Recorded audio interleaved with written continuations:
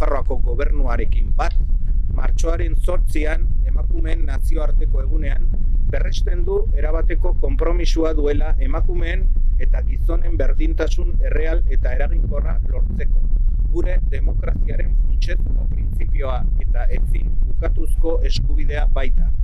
Egun honetan gogora datorkigu batetik mugimendu feministak aspalditik egiten duen aldarrikapena eta bestetik gizarte zibilaren eta erakundeen arteko lankidetzaren garrantzia.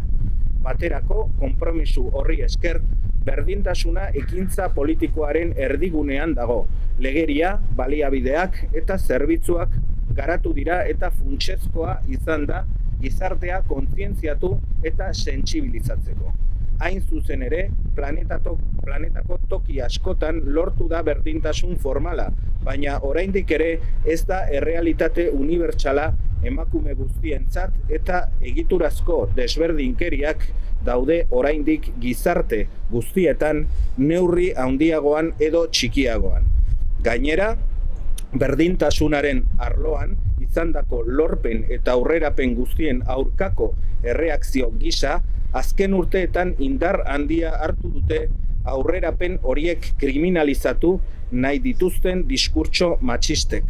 Kontakizun horiek informazio faltsuak erabiltzen eta desberdinkeriak ukatzen dituzte.